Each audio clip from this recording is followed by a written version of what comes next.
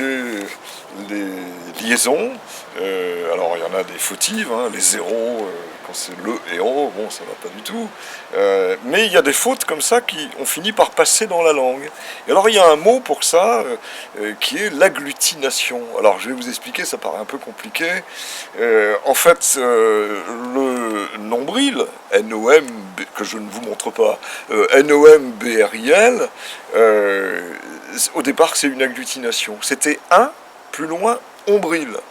Donc autrefois on parlait de l'ombril, L apostrophe. Et un ombril, on fait la liaison, un nombril. Et petit à petit dans la langue, c'est devenu un mot. Et on a fait un, plus loin, nombril. Et voilà une agglutination. On a la même chose pour des mots comme par exemple lendemain. Le lendemain aujourd'hui. Mais au départ c'était lendemain, L apostrophe, plus loin, en demain. Tout ça était lié, et lendemain je ferai ceci, lendemain je ferai cela, et puis ça a donné le lendemain, et donc agglutination aussi du mot. Alors, on n'en a pas je crois sur les murs derrière, mais autrefois il y avait hier, qui est une plante, et on disait lierre, L apostrophe, IE2RE. C'est devenu le lierre. C'est pareil pour la luette.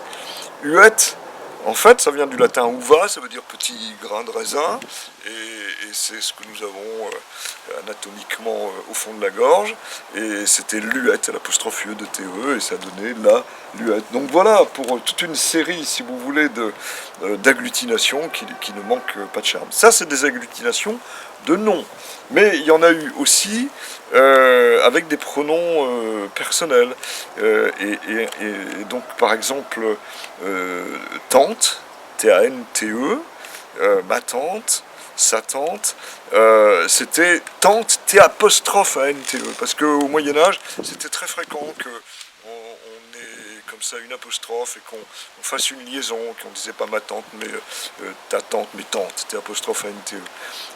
Et ben ça s'est collé et ça aboutit à ce mot qui pour nous est quand même très clair. Il y en a eu aussi avec les noms propres. Par exemple, la ville d'Ax, D apostrophe AX. La ville de Ax, c'était Ax, la ville Ax, ça vient d'eau, hein, on le trouve dans Aix, Aix-les-Bains, etc.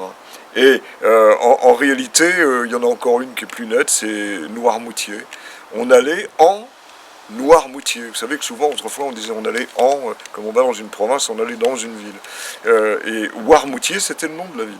Et en Noirmoutier, au bout d'un moment, on a confondu, c'est devenu Noirmoutier. Oui, alors il y a aussi l'inverse, hein, qui est la déglutination. On ne va pas confondre avec la déglutition, même s'il s'agit toujours de phonétique dans le fond.